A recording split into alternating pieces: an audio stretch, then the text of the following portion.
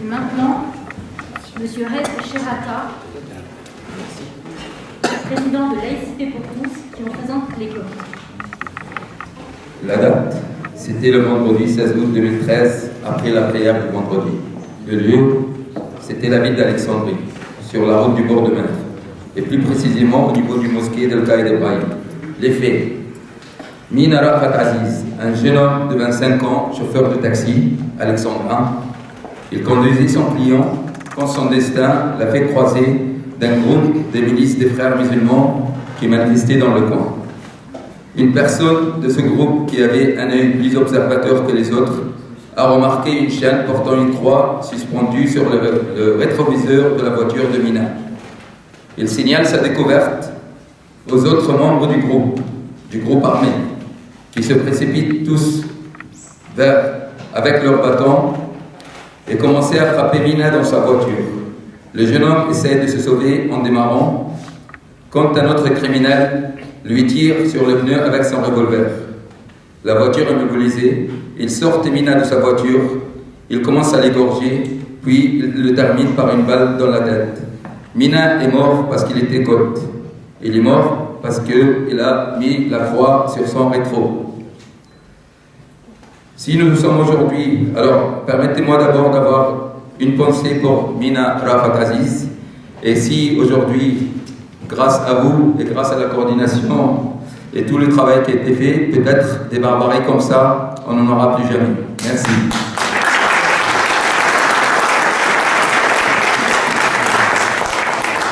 Maintenant, la parole est à Jérôme Jamadadja, conseiller économique de Saint-Julien-le-Port. Bonsoir, monsieur le député maire, monsieur l'évêque, monsieur l'imam, mes chers amis. Ce soir, je vais vous parler avec le cœur d'un chrétien d'Orient, d'un Mékite. Je ne parlerai pas comme élu d'une ville ou candidat prochain municipal. Je vais vous parler avec mon cœur.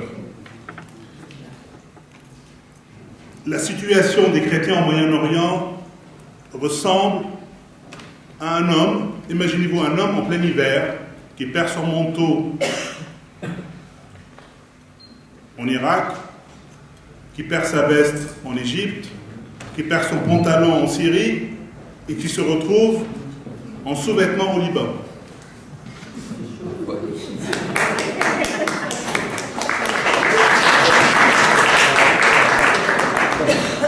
La France, la fille aînée de l'Église, ne peut pas accepter ça et on ne peut pas laisser faire. La France a toujours protégé les chrétiens d'Orient depuis Clovis, depuis François Ier, mais elle a toujours été là pour les chrétiens d'Orient. Alors aujourd'hui, elle ne va pas les abandonner. Les chrétiens sont tués parce qu'ils sont chrétiens. Je vais vous dire une chose, les chrétiens à Alep, ils sont obligés de se déguiser pour aller acheter du pain. Et je parle sous le contrôle de Monseigneur Jean Barthes, l'évêque d'Alep. C'est inacceptable.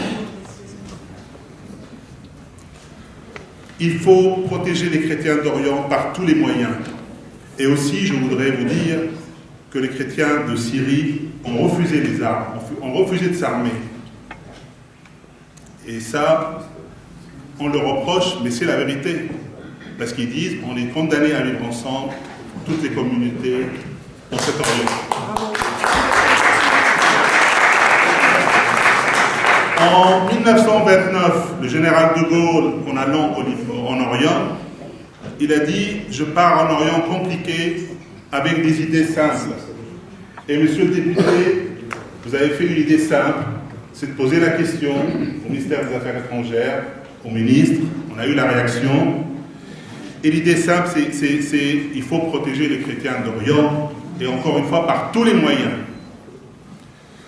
La protection des minorités au Moyen-Orient passe par la protection des chrétiens pour aboutir à la paix. À Saint-Julien-les-Port, dans toutes les églises, on prie. Mais prier ne suffit pas. Je vais vous raconter une anecdote. Un jour, un grand homme politique visite un couvent où il y a des bonnes sœurs, il leur demande est-ce que ça va, tout va bien. Oui, mais on a beaucoup de souris. Qu'est-ce que vous faites, mes sœurs? On prie. Prier, c'est très bien, mais adopter un chat, c'est encore mieux. Et nous, on va prier, mais aussi on va agir. Et l'appel de Patrick Karam, on a répondu présent, on s'est mobilisé, on a fait en très peu de temps un très grand travail, et on a besoin de vous. Il faut signer, faire signer la pétition, il faut qu'on bouge, qu'on se mobilise par tous les moyens, parce que ce qui se passe dans cet Orient est inacceptable. Merci à vous tous. Je vais passer la parole à Pierre Joseph, Union des patriotes syriens. Mais avant, je voulais vous dire, sur vos chaises à tous, il y a le texte de la pétition avec le site internet, le lien pour signer. Surtout, signer, pour que cette réunion serve également à ce que vous fassiez connaître à tout le monde le site internet.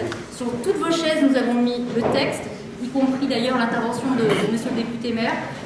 Faites-le photocopier, donnez-le à toutes les personnes que vous connaissez, transmettez le lien, c'est très important. Tu as raison, moi, je voudrais tout simplement, si vous permettez, dépasser un message, parce que j'ai passé plus d'un mois en Syrie, tout récemment, et j'ai rencontré des gens en difficulté, et un prêtre, dans un village dans la vallée des chrétiens, m'a demandé de transmettre ce qu'il voulait dire.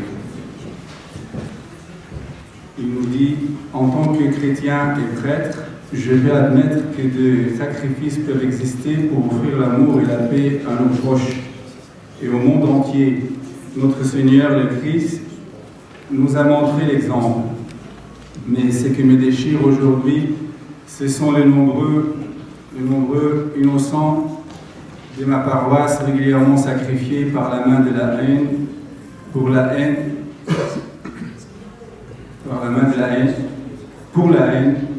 ni pour l'amour, ni pour la paix. Et le plus déchirant, c'est que je conteste que leur mort n'est qu'en fait qu'une porte de plus qui s'ouvre pour faire passer les messagers de la haine, de l'intolérance et de la mort. Au fil des jours, leur poison mortel importé de loin et qui nous est étranger s'installe de plus en plus près de nous et menace nos vies, notre foi chrétienne et même notre existence. Je voudrais questionner nos frères dans la foi, en Europe et ailleurs, sur leur silence. Et je voudrais demander pour quelles raisons le reste du monde avait accepté que ces vents du mal viendraient chez nous. Je crois en Dieu et en son Fils, mais cela ne m'empêche pas de craindre, si rien ne fait, que ce vent du mal prendra un jour le même chemin que le saint de la Syrie l'ont emprunté pour donner à l'Occident sa foi.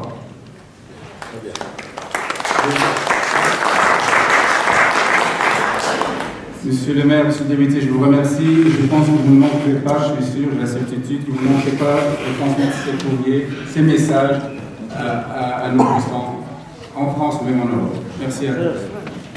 Merci. Cette représente, puisque nous avons la chance d'avoir avec nous l'imam Hassan Chalboumi, qui mène un vrai combat. Venez, cher imam, cher Hassan.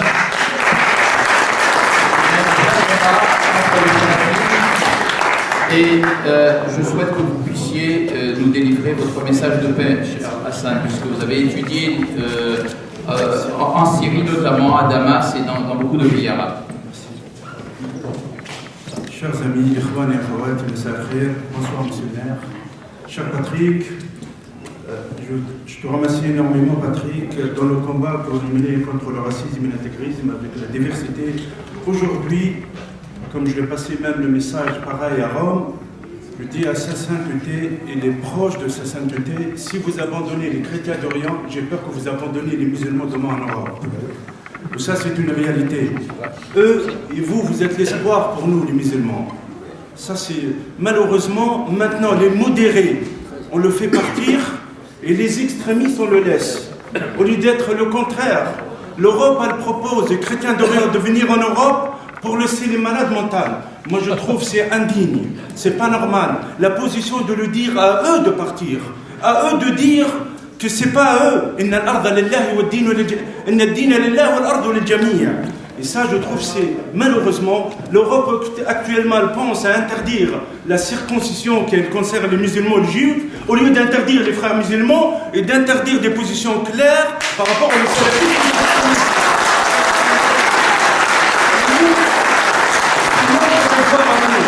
Parce que vous savez, monsieur le maire, c'est l'avenir qu'on parle actuellement. C'est l'avenir de l'Europe.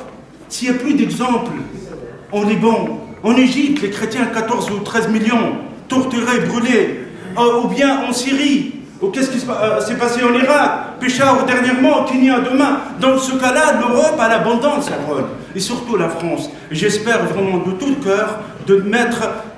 Nous sommes menacés, oui, ils menacent les modérés. Vous savez, 4000 morts en Irak dernièrement, un mois. Tous les jours, il y a des attentats dans les mosquées. Vous savez très bien, tous les jours. Les sunnites, les musulmans, 80% et les chiites, ils sont torturés par cette minorité. Dans ce cas-là, c'est notre combat de dire stop à torturer la vie humaine, stop à ces fanatiques, et aussi on résiste ensemble face à tous ces extrêmes. Merci infiniment. Je crois.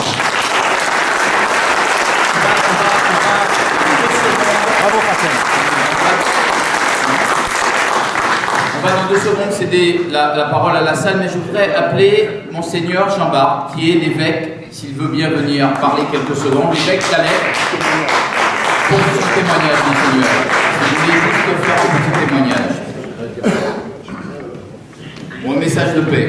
Oui, parce que j'ai pris une décision il y a un an et demi de ne plus parler de politique et surtout de la situation chez nous pour des raisons de sécurité. Vous savez que 2 de mes confrères sont enlevés. Ils sont encore, on ne sait rien, on n'a aucune nouvelle d'eux. Monseigneur Yohann Ibrahim et Paul Yazdi, et plusieurs prêtres sont enlevés. Alors, je suis désolé, je vais me limiter de parler de la France. Comme ça, personne ne m'en voudra. Je vous remercie pour ce que vous avez dit. Et je pense que vous avez utilisé le mot population de la France. Vous allez les sensibiliser, la population de la France. Je pense que tant que ce serait une population, elle ne fera jamais rien. Il faut que ce soit le peuple français qui prenne ses responsabilités et qui distribue sans faire de distinction les principes de la Révolution française et des droits de l'homme et de la justice à tout le monde, et que ça vienne avant les intérêts égoïstes, parfois économiques, qui l'empêchent de voir les choses comme elles sont. J'aime la France, je respecte la France, et je souffre que parfois je ne la vois pas ce qu'elle doit être. J'avais participé il y a quelques années, peut-être 4 ans, à un colloque sur les chrétiens d'Orient, organisé par l'Alliance française, et nous avions eu la chance, ou peut-être l'honneur, d'accueillir M. Chevènement, le ministre des Affaires étrangères de ce temps-là, et à un moment donné, il nous a réconfortés, et il nous a dit que la France s'occupe des chrétiens d'Orient, et la preuve est que nous avons, il y avait le problème irakien, que nous avons ouvert un consulat à Erbil pour donner des visas aux chrétiens qui veulent venir en France. Alors je me suis levé, je lui ai dit merci, mais c'est justement ça que nous ne voulons pas. Nous aurions souhaité, nous voulons que les chrétiens restent chez eux et que vous les aidiez à se trouver chez eux, à avoir leurs droits chez eux. Et ça, c'est une chose très importante à laquelle nous tenons beaucoup. Si vous voulez nous aider, aidez-nous chez nous. Nous voulons rester chez nous et nous voulons permettre à notre jeunesse de grandir et de vivre dans son pays. Nous ne voulons pas venir vous importuner. Vous avez déjà assez de problèmes d'emploi.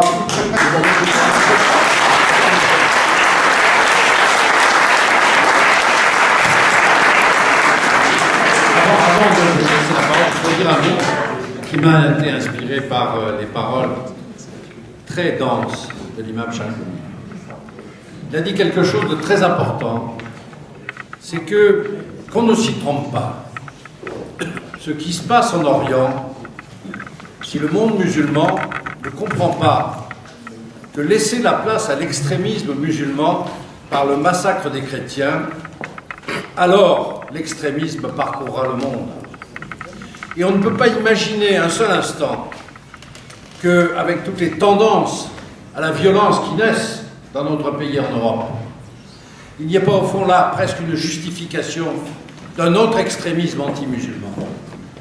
Il n'y aura pas d'un côté un extrémisme qu'on laisserait faire au Moyen-Orient contre les chrétiens sans risquer de voir apparaître un extrémisme anti-musulman. Je crois que ce sont des paroles très fortes. L'extrémisme au Moyen-Orient n'est pas tolérable si nous voulons nous-mêmes, qu'on soit musulmans ou chrétiens, accepter une certaine condition de vie. Alors je crois qu'il faut se battre. Tout à l'heure, on parlait de la pétition. La pétition, il faut qu'elle circule. Il faut qu'elle circule par les réseaux sociaux.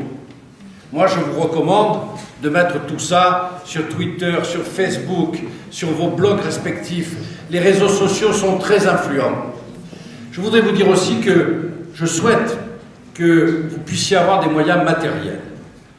Et c'est la raison pour laquelle nous avons déposé au Conseil de Paris, lundi, une motion demandant à la ville de Paris de faire, pour le soutien des chrétiens d'Orient, ce qu'elle a fait pour d'autres personnes qui étaient en difficulté. Je souhaite qu'on vous donne des moyens matériels, et je souhaite par exemple aussi que le Conseil régional d'Île-de-France, qui est une organisation qui a de l'argent comme la ville de Paris, elle aussi, que le Conseil régional aussi mette aussi en œuvre des moyens matériels. On ne peut pas faire de combat sans moyens matériels. Et je trouve que et la ville de Paris et l'Île-de-France, quelles que soient les tendances, en tout cas, nous nous battrons lundi pour ça, et nous aurons gain de cause.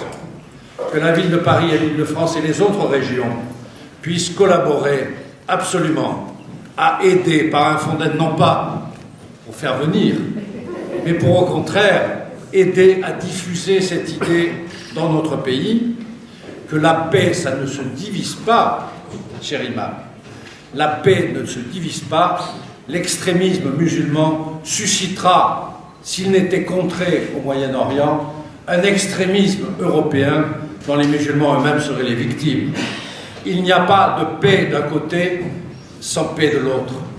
Et je trouve vraiment que cet argument-là, c'est un argument très fort. J'espère que tu seras suffisamment convaincant. Je sais tous les risques que tu prends. Je sais que tu es dans tous les combats. Je voudrais te saluer. Parce que chaque fois qu'il y a des initiatives pour la paix, l'imam est à nos côtés. Et il prend lui aussi tous les risques. Tous les risques. Donc, merci.